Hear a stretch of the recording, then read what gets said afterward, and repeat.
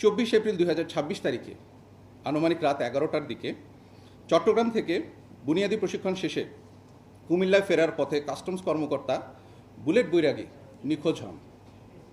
নিখোঁজের 12 ঘন্টা পর 25 এপ্রিল সকাল 7:45টার দিকে ঢাকা চট্টগ্রাম মহাসড়কের কোটবাড়ি এলাকার একটি হোটেলের পাশের ফুটপাত থেকে ময়নামতি হাইওয়ে থানা পুলিশ তার মরদেহ উদ্ধার করেন।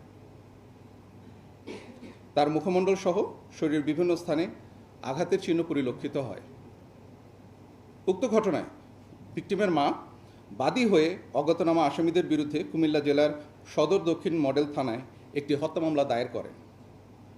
ভিকটিম বুলেট বৈরাগী 41তম BCS এর নন ক্যাডার হিসেবে কাস্টমস, এক্সারসাইজ ও ভ্যাট বিভাগে যোগদান করেন এবং কুমিল্লার বিবির বাজার স্থলবন্দর সহকারী রাজস্ব কর্মকর্তা হিসেবে কর্মরত ছিলেন। এই ঘটনাটি সারা দেশে ব্যাপক চাঞ্চল্যের সৃষ্টি করে এবং বিভিন্ন সামাজিক গণমাধ্যম, ইলেকট্রনিক ও প্রিন্ট মিডিয়ায় গুরুত্বের সাথে প্রচারিত হয়। উক্ত ঘটনার সাথে জড়িতদের আইনের আওতায় নিয়ে আসার জন্য র্যাব এর বিভিন্ন টিম নিয়ে সাথে সাথেই মাঠে নেমে যাই আমরা আমাদের কাজ করতে। এরই ধারাবাহিকতায় আমাদের গোয়েন্দা নজরদারি বৃদ্ধি করা হয়।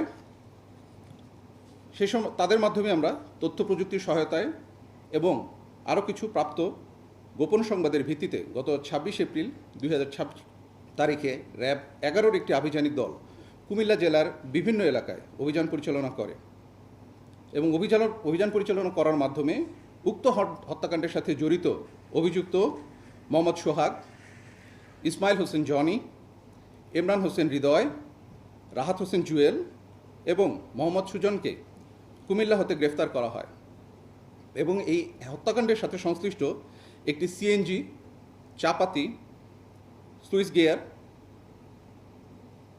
ফোর্জিং হ্যামার এবং অন্যান্য দ্রব্যাদি উদ্ধার করা হয়। প্রাথমিক জিজ্ঞাসাবাদে জানা যায় যে গ্রেফতারকৃতরা একটি সংঘবদ্ধ অপরাধ চক্রের সক্রিয় সদস্য। অভিযুক্তরা কুমিল্লা শহরের দূর দূরান্ত থেকে আগত যাত্রীদের রাতের বেলা টার্গেট করে তাদের সিএনজি বা অটোতে তুলে ধারালো অস্ত্রের ভয় দেখিয়ে এবং আঘাত করে ছিনতাই, ডাকাতি সহ বিভিন্ন ধরনের অপরাধ সংগঠন করে আসছিল।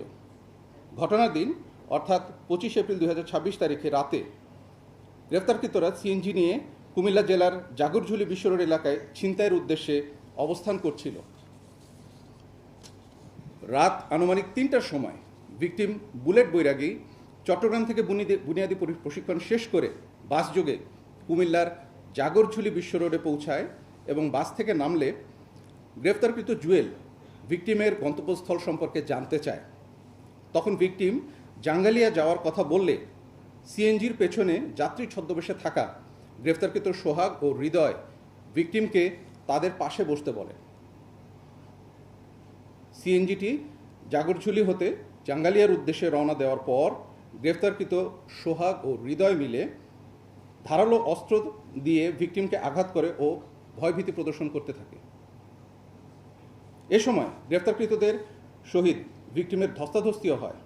ধস্তাধস্তির এক পর্যায়ে অপর অভিযুক্ত জনি চাকু বের করে ভিকটিমকে ভয় দেখায়, মারধর করে এবং ভিকটিমের সাথে থাকা নগদ টাকা, মোবাইল ও অন্যান্য মালামাল জোরপূর্বক ছিনিয়ে নেয়। অতঃপর সিএনজিটি কোটবাড়ি বিশ্ব রোড অতিক্রম করলে অভিযুক্তগণ ভিকটিমকে ধাক্কা দিয়ে চলন্ত সিএনজি থেকে ফেলে দিয়ে দ্রুত ঘটনাস্থল থেকে পালিয়ে যায়।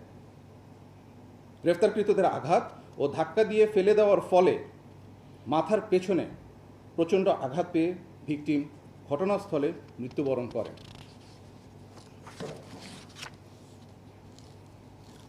গ্রেফতারকৃত সকলের বিরুদ্ধে চট্টগ্রাম জেলার লাকসাম রেলওয়ে থানায় একাধিক চুরি, ডাকাতি ও মাদক মামলা রয়েছে।